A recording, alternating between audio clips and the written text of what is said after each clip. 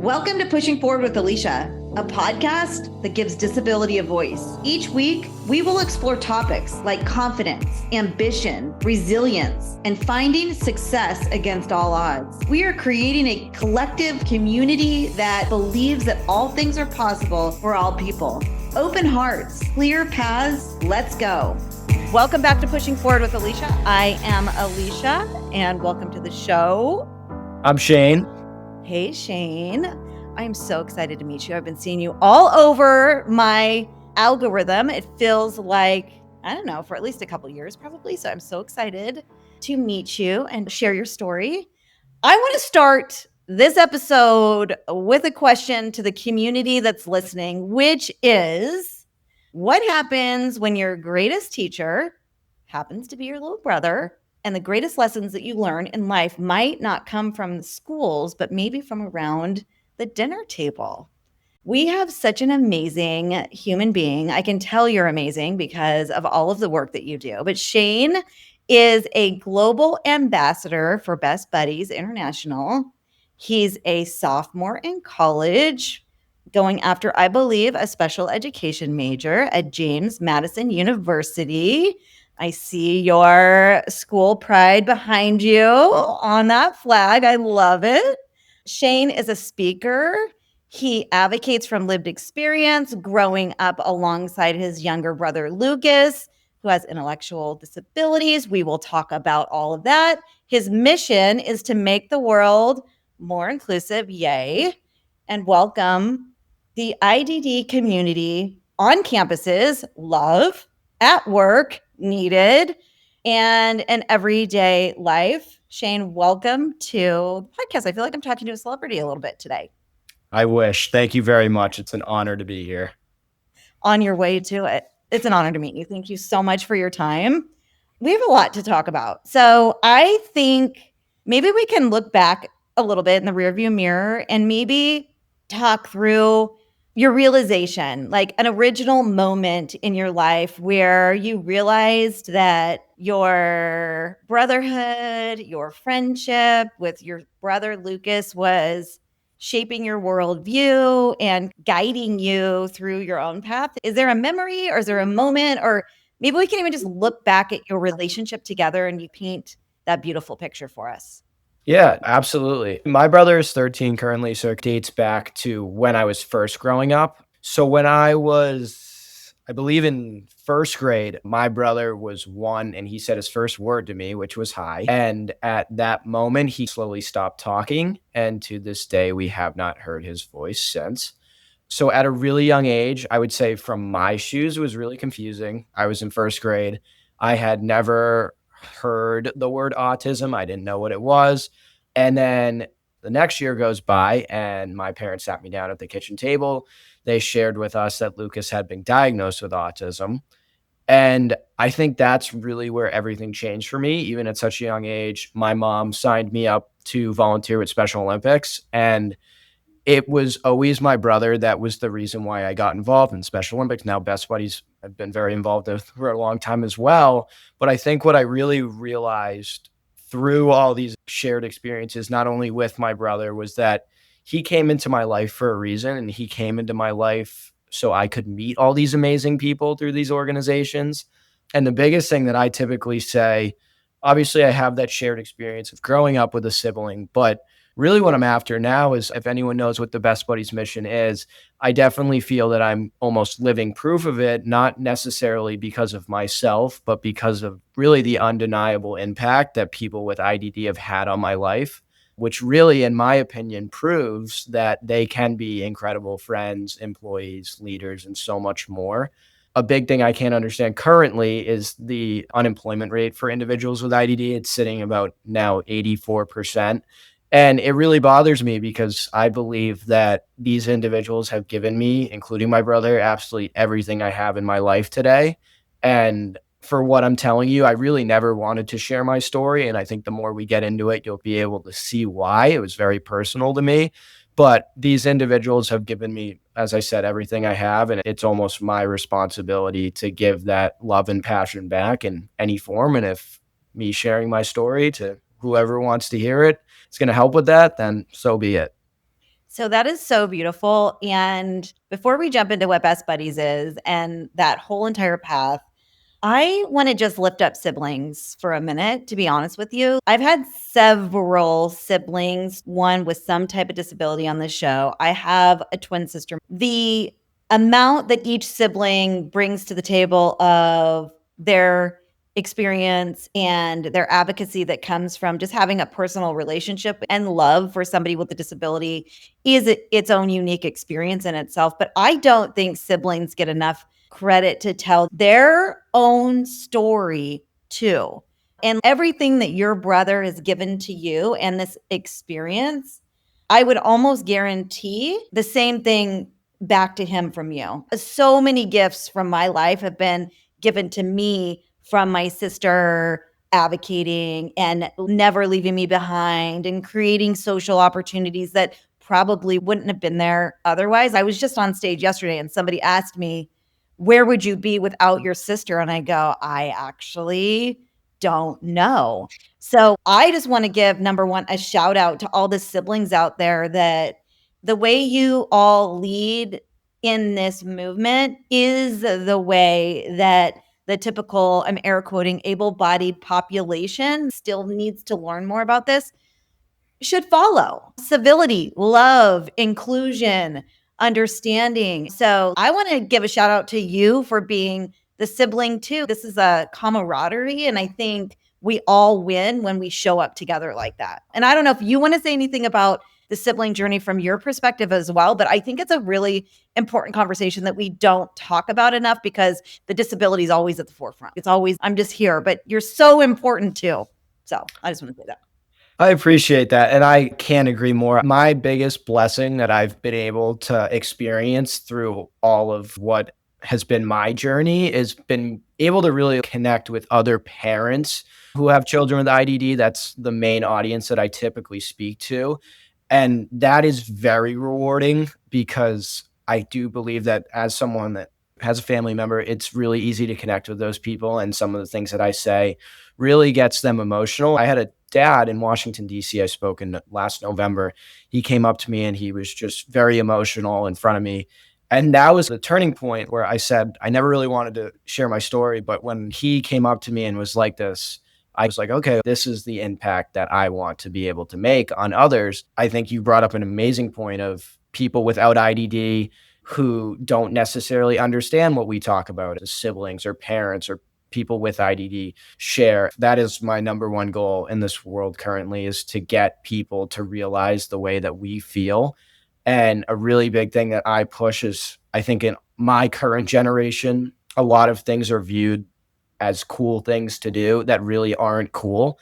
And pushing this idea of everything that I do is cool and you can still have fun and be a happy person, but do something that you're passionate about, even if it isn't what I want to do. Just find what you're passionate about and go do it, because this world is full of opportunities. Absolutely everything that I've experienced has been through experiences with others and people I've met that have changed my life and changed my perspectives on things.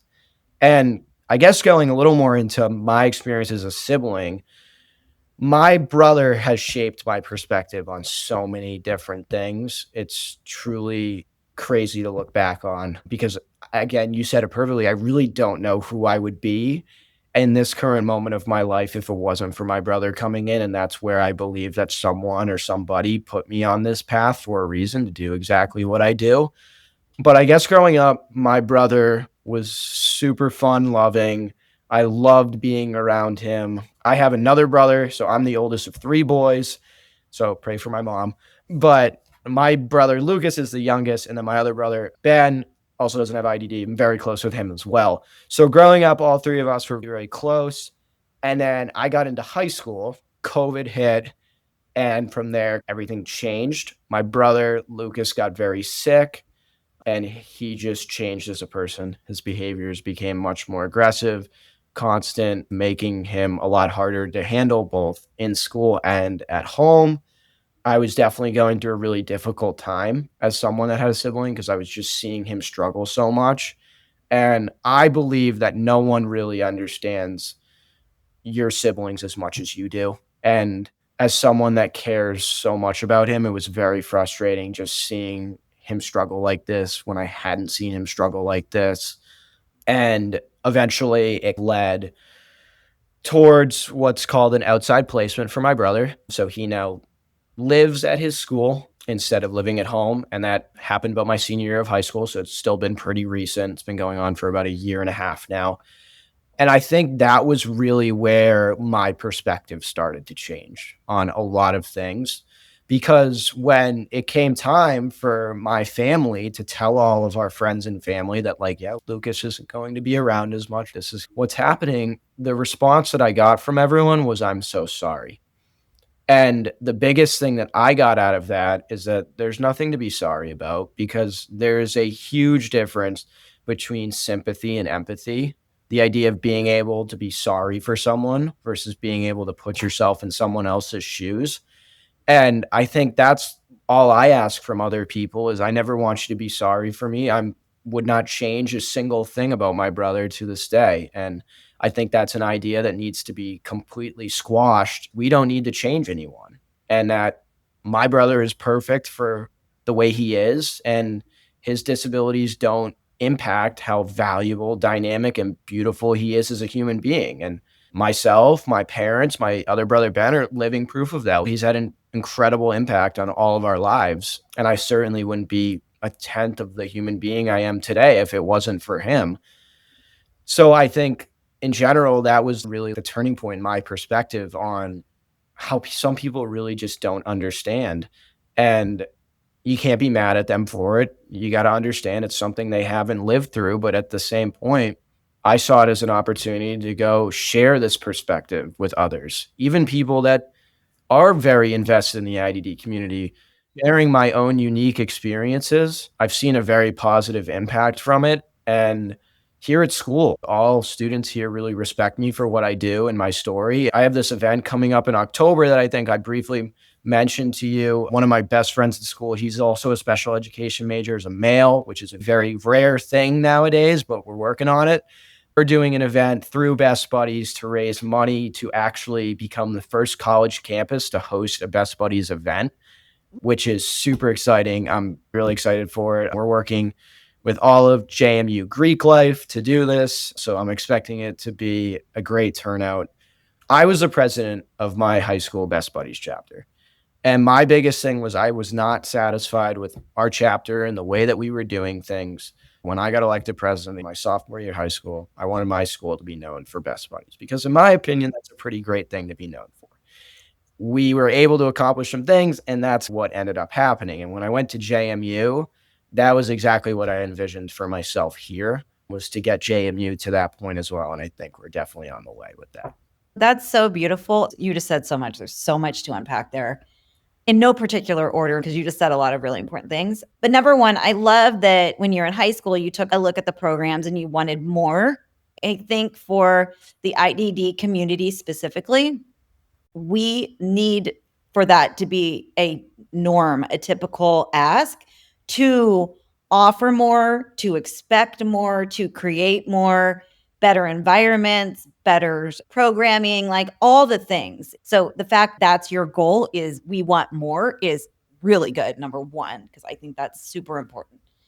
Number two, you were just pretty raw about your brother's journey and him transitioning into living in a residential home. And the response from people was they felt sorry. And that's probably a pretty typical, I'm going to say, ableism response, I would assume. I'm assuming, you can correct me if not. No, that's correct. My follow-up to you is, how is he doing? Well, how did this transition, like, how has it been for him? Because what I would assume, and you can stop me if I'm wrong, I could be totally wrong, but there's resources out there to help support disabled people in all kinds of different ways. Is it helping him? How is he? Very well. That's the biggest reason why I push that kind of perspective, is because it's the right place for him. And at the end of the day, that's really all that matters. And us as a family, we just want what's best for him.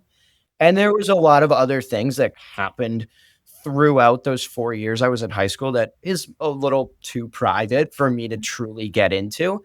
But My parents really tried for a long time. They did not wanna do this, and I give my parents a significant amount of credit for allowing me to share this perspective because I don't really think they love that I share this a lot, and it's really just so people can understand what my experience truly has been without limiting it to it. My brother's been doing really great. He is happy for most parts. He always has just been happy. I'm from Massachusetts, so I'm like 9 hours away from home, so I only get to see him a few months of the year now, which has definitely been really tough as well. But he's happy so much. I FaceTime him every night, and getting to see him smile like that is so rewarding. We come and visit him, and we bring him his favorite foods, and he is rocking and rolling. He's the kid that I grew up with. They have a playground there, and I always take him out. He loves running. He's a wrecking ball. He never stopped running. And me and him will run for hours and play together. And it's very rewarding to see him in that mindset because during my years of high school, it definitely was not that simple. And I think that was really tough on me too, as a sibling, just trying to find what he was comfortable doing, especially people with IDD. They have personal space bubbles. They don't want you hugging them all the time. My brother certainly has personal space. So if I come up and give him a fist bump, he might just push me away. And you know what? That's okay. You have to respect what he wants and find a way. My mom always shared with me that he will come to you. If he wants to play with you, he will come to you. And that's so true with my brother specifically. I think when I was really young and Ben, my other brother, was really young, we didn't really understand that. We just thought we could go up and hug him or give him a fist bump or whatever, as his brother, and it wasn't really like that. And he does this thing with me where he grabs my hands and asks me to pick him up or jump with him, or he can spin for hours. I don't have that capability, but he I don't either. that's a different story. But he has these different things, even though he is nonverbal, that I've been able to pick up on over the years that he wants me to do as a brother to brother thing that we do together. Just really reflecting on it. It is hard, and my heart goes out to my parents every single hour of my life because I could not imagine making that decision that they had to make. Shout out to the parents. That decision, among so many other, I'm sure, advocacy points they've had for their three boys. The same thing with my parents. They teach us to be who we are. They've taught you to be the advocate that you are now, too. Shout out to the powerful parents. This is not an easy path for sure. Thank you for sharing that. From a campus perspective, what's the dream there? What are you trying to create? What is the environment? What are the programs? What are you doing? Yeah, that's a great question. So I'm very heavily involved in Best Buddies at JMU, everything I do from an international level. Similar to when I was in high school, I joined last year, my freshman year, and was just really not satisfied with the way things were. I was honestly the most unsatisfied I've probably ever been with a Best Buddies chapter. I thought it was very discriminatory towards the buddies we worked with. I'm not a big fan at all of when you're working with adults and you're having them do hand turkeys. That seems very childish. That's not what they want to do. That's not how I feel about anything. I am now the treasurer at JMU Best Buddies, so I'm more in charge of financials, but I'm on the executive board as a sophomore. And we have definitely completely changed up the way we do our outings. I go and volunteer every Friday at, I'm not sure if you've ever heard of the ARC. I just spoke at the ARC. Yeah, so I volunteer at the ARC of Harrisonburg every Friday, and that has been my favorite experience I've had at JMU so far. I love the ARC. It is so much fun. My buddy through Best Buddies that's actually at JMU, she goes to the ARC. Her name is Lena. She's a young adult woman with Down syndrome, and she is the funniest thing. I brought one of my friends to meet her last Friday, and I walk in, she starts chirping me and making fun of me or whatever for no reason. And I love going to hang out with her. We play basketball together and whatnot. And that's been a really rewarding experience for sure. But I guess from a whole campus perspective, just trying to make JMU known for Best Buddies, having a Best Buddies event at JMU would be a huge dream come true for me. I go to all these amazing events. These people that work for Best Buddies, they put these events on for me. And I really would love to find a way to pay that back by doing an event of my own that they can come to and they can experience. Because I think for people that have never been to a Best Buddies event, for example, tomorrow I'm actually going to New York City to speak at the Best Buddies Challenge in New York. It's their first year ever doing one in New York. And these events just inspire me to a different level every single time I go to them. You mentioned earlier how you had talked to Anthony, and he is incredible at these events, the way he speaks, and you just learn so much from him. I think if I was somehow able to do that at my school and provide that for other people and students here that haven't been able to have that experience that I've had, because I'm so blessed to be able to go to all these events that I've been to. I've been to their international leadership conference 3 times now in Indiana. I actually got to speak there one year. And I think we can talk more on Indiana a little later because that really was the event that changed my whole perspective on Best Buddies and really got me to the point I am now with their organization. But I think that's my goal from JMU is really just to provide that for other people because going back to the male special education part, I am taking classes to be a special education major. It is all girls in my classes again. And I love how people want to go into that. But I think as someone that's a male, my dad worked for the Red Sox radio station for 25 years, now works for the Celtics TV station. I thought I wanted my dad's job growing up. That's kind of a fun So fact. I thought I wanted my dad's job. All growing up, played sports, still love watching sports. But I got into high school and I took a class as an elective with our education program. And I got to work with all of our participants when I was really young in high school. And that's when I started to reflect. And I was like, okay, this is what I want to dedicate my life to. I don't care if I'm working in a classroom or not, but this is the population that I want to be around for the rest of my life. And I think that was what made my decision going into college. I was a special ed major, sophomore year, still a special education major, was just so easy for me because I knew that I wanted to be involved in this population. I've now worked in a classroom. This is my 4th year as a one-on-one support professional.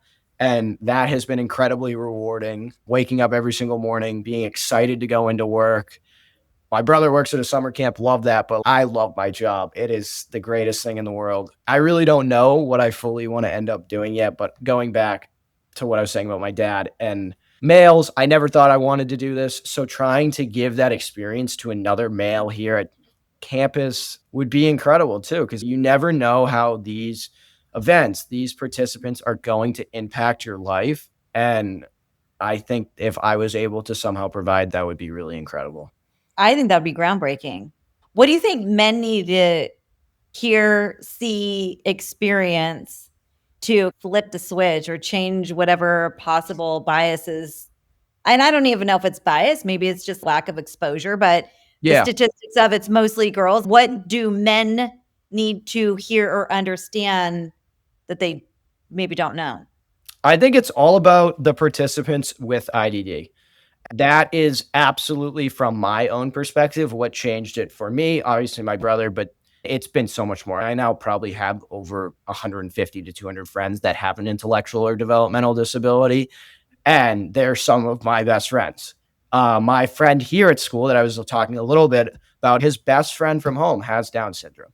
So I think the biggest thing is you need exposure. You need to interact with these individuals and they will impact your life, no matter if it's as sincere as how my life has been impacted from it. But I really find it hard to believe. And that's my perspective is go to a Best Buddies event, go to Special Olympics, anything, go to the Arc to volunteer, go volunteer in a classroom, go teach a swim lesson. There's a million different ways to get involved with these individuals. And I think that's really where it could change for all males.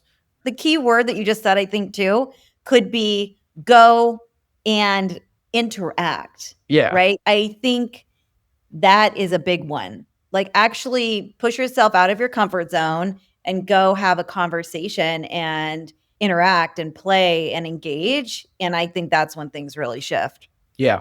Interaction. I definitely agree. And I think you just brought up a great point too, pushing out of your comfort zone.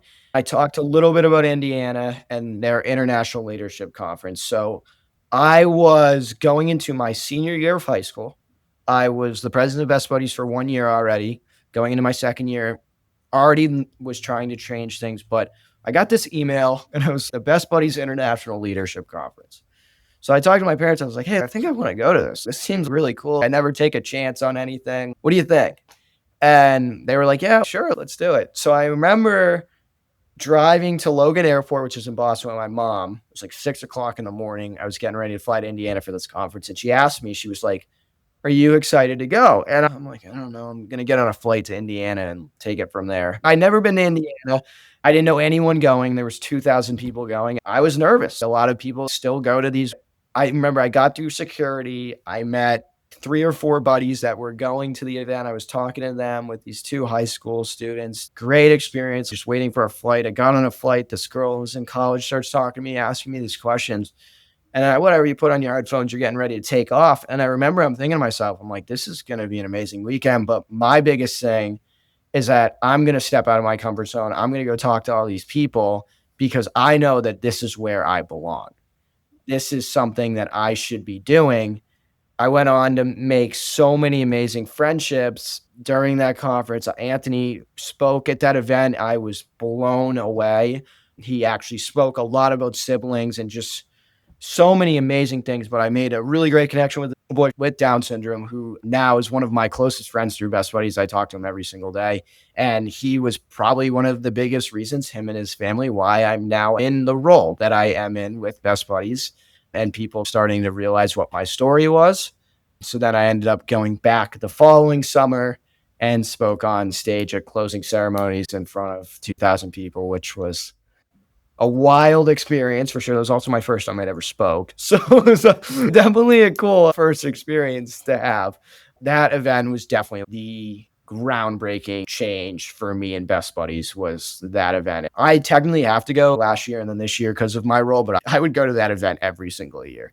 I could not encourage it more to all of you young people listening. That is the event to go to with Best Buddies. Sounds like I need to go to it too. I love that story. When I was in college, I dreamed a lot like you. I still do. And my dream was to work for the International Paralympic Committee. And my degrees are in adaptive PE and kinesiology and all of it.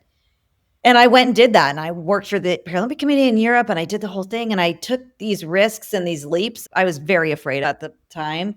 And the doors that open up for you when you take some risks, when you're following your intuition that's telling you this is for you, if you're willing to seek it out.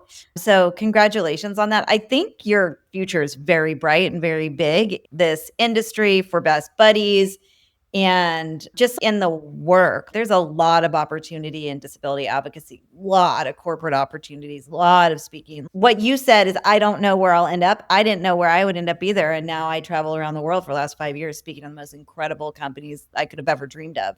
There's so much opportunity for you and you're just getting going and you're young. I can't wait to see to the stars for sure. That's amazing. What is one call to action that you could make out to the community, out to the companies and the organizations that listen to this? What's the call to action to either get involved or understand more? I'm going to leave that up to you. I think that's a great question. I'm going to go a little bit more on the employment rate for people with disabilities. As I've really stated a lot through this conversation, these individuals have made me who I am. They have impacted me on such a level that I could not have ever imagined. So my biggest thing that I really encourage to all companies, any human being out there, is exactly what we said. Step out of your comfort zone and put yourself in someone else's shoes, because that is the way that you can be the change in this world, is finally realizing what you are, what you want to do, and how these people live their lives, because they live their lives in a perspective that every single human being in this country and in every world, every country imaginable should live their life in. So that is my thing to say to all these people. Individuals with IDD have given me everything I have in my life today. It's my responsibility to give that same love and passion back. And I encourage people to step out of their comfort zone and put themselves in someone else's shoes. That's beautiful. I love it. Did we miss anything? I don't think so. I think we This is covered pretty it. thorough. I'm pretty impressed. Okay, I warned you. Pushing forward moment. We end the show with a little motivation to our community to go off into the world. Do you have a little pushing forward moment that you could gift away to the podcast universe? Yeah, sure. To everyone in our community, I want to leave it at this. Specifically, we talked a lot about parents of children with IDD and individuals with IDD. As someone that does not have IDD, but has so many hopes and dreams for his life, I want to make you guys well aware that you are my motivation to push forward. It is my hopes and dreams that one day I can develop the courage and bravery that individuals with IDD and parents of children with IDD have. You are very impressive. I'm so excited to follow you and see where you go. Thank you so much for wanting to come on the show and talk about all this incredible work that you're doing. It's my pleasure to meet you, honestly, and to be your age and in this moment where the world is really starting to open up for these movements. A lot of work to do, but congratulations. Oh, thank you. There's nothing to congratulate me on yet. Oh, yes, sir. You got to own that now, because then there'll be more and more. Yes, there is. So thank you for coming on the show. We will leave all of your information, how to follow you, how to get involved, how to donate, how to learn from you in the show notes. Just thank you so much for your time. Thank you to our community for hanging out with us again this week. The show is doing so good, and it is because you're showing up. Please share, subscribe, all the things, and we will see you next week. This has been Pushing Forward with Alycia, and that is literally how we roll on this podcast. We will see you next week.